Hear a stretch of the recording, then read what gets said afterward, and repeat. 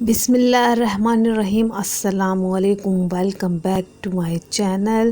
سلطنت عثمانیہ ایک عظیم و شان سلطنت ہے۔ اسی نے بہت سے عظیم و شان شہنشاہ دیے ہیں جنہوں نے پوری دنیا پر حکومت کی اور بہت سی تاریخیں رقم کی، اور ان میں خواتین حکمراں بھی ہیں جو کسی سے بھی کم نہیں۔ سلطنت عثمانیہ کسی سے بھی پیچھے نہیں۔ عظیم و شان سلطنت نے دنیا کو بہت سے سلطان نوازے، اور ایسی خواتین بھی ہیں جن کی مثال دنیا میں نہیں ملتی۔ اسی میں سے ایک نام ہے قاسم سلطان کا۔ ان کی زندگی میں عروج بھی ہے اور زوال بھی، محبت بھی ہے اور نفرت بھی، خلوص بھی ہے اور دھوکہ بھی ہے۔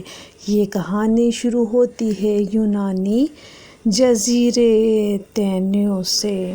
یہاں 1590 میں ایک لڑکی پیدا ہوئی جس کا نام اناتاسیا تھا۔ یہ یونانی تھی۔ یونانی زبان میں اناتاسیا کا مطلب ہے دوبارہ جنم لینے والی۔ ان کی کہانی شروع ہوتی ہے ایسی جگہ سے جہاں غلاموں کو بیچا جا رہا تھا، ان میں اناتاسیا بھی شامل تھیں۔ یہاں سے سلطنت عثمانیہ کے گورنر کا گزر ہوا جو کہ بہت فرما بردار تھا۔ اس نے اناتاسیا کو دیکھا اور سوچا کہ ان کا اصل مقام حرم سلطانی ہی ہو سکتا ہے۔ اس کو خرید کر استنبول بھیج دیا اور یہاں اس کا نام ماہ پیکر یعنی چاند سے چہرے والی رکھا۔ اس وقت سلطنت عثمانیہ کے حکمراں سلطان احمد تھے اور یہاں ان کی حکومت تھی۔ یہ وہ دور تھا جب یہ اپنا عروج دور سے گزر چکی تھی۔ بس سلطان کا نام ہی ہوتا تھا، جو اختیارات ہوتے تھے وہ شرعی ہوتے تھے۔ سلطان نے اپنے اختیارات کو بڑھانے کے لیے اپنی دادی کو ہٹا کر اپنی والدہ کو اس عہدے پر بٹھا دیا، لیکن خاندہ سلطان زیادہ عرصے تک اس عہدے پر قائم نہیں رہ سکی اور 1.5 سال کے عرصے کے بعد ان کا انتقال ہو گیا۔ مگر اس دوران ایک نئی طاقت جنم لے چکی تھی جن کا نام ماہ پیکر تھا۔ شروع میں وہ بس ایک کنیز تھیں، مگر جلد ہی انہوں نے سلطان کے دل میں گھر کر لیا۔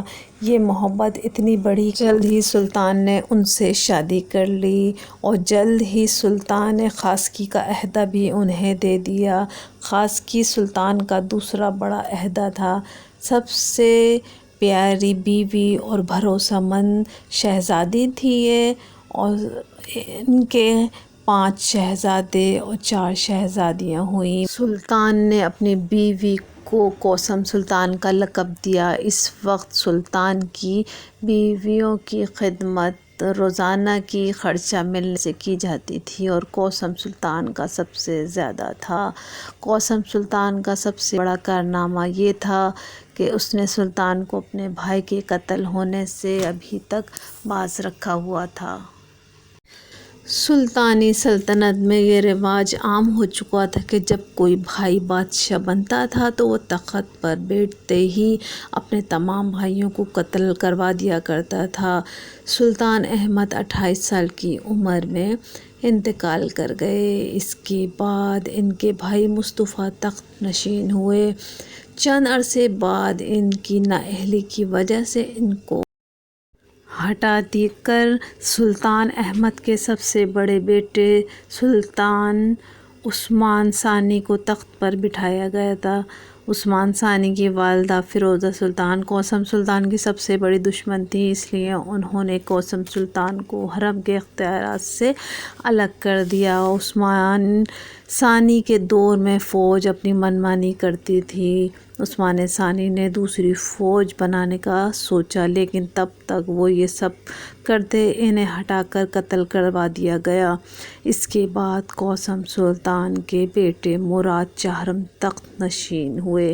اس وقت وہ صرف 11 سال کے تھے اور بہت زیادہ کم سن تھے۔ اس وقت اس وقت کوسم سلطان کی حکومت شروع ہوئی۔ یہ دور بہت اچھا دور تھا۔ عوام کی فلاح و بہبود پر بھرپور توجہ دی گئی اور تمام ان کے مسائل حل کیے گئے، اور کوسم سلطان نے جلد ہی تمام کام باصولی طور پر اپنے ذمے لے لیے اور ملک کو تمام خطروں سے پاک کیا۔ جب مراد 21 سال کے ہوئے تو تمام حکومت کے اختیارات اپنے ہاتھ میں لے لیے، لیکن جلد ہی ان کا انتقال ہو گیا۔ اس کے بعد کوسم سلطان کے دوسرے بیٹے ابراہیم تخت پر بیٹھے۔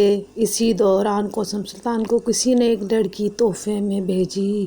سلطان نے اس کا نام توران رکھا اور انہیں سلطان ابراہیم کی کنیزوں میں شامل کر دیا۔ سلطان ابراہیم بھی کمزور سلطان تھے اور پنجیری نے انہیں بھی قتل کر دیا۔ اس کے بعد توران نے چھوٹے بیٹے محمد کو تخت پر بٹھایا۔ اس کے بعد توران کو والدہ سلطان اور کوسم سلطان کو نائب کا عہدہ دیا۔ لیکن توران سلطان نے اس عہدے کا غلط استعمال کیا اور اس سے پہلے کہ کوسم سلطان کچھ اس کے خلاف کرتی، محل کے خاص آدمیوں کے ساتھ مل کر کوسم سلطان کو قتل کروا دیا۔ ترکی میں آج بھی کوسم سلطان کو نہایت ادب اور احترام کے ساتھ یاد کیا جاتا ہے۔ ہماری آج کی ویڈیو آپ کو پسند آئی ہوگی، لائک اور سبسکرائب ضرور کیجیے گا، اور اب میں آپ سے اجازت چاہتی ہوں۔ اللہ حافظ۔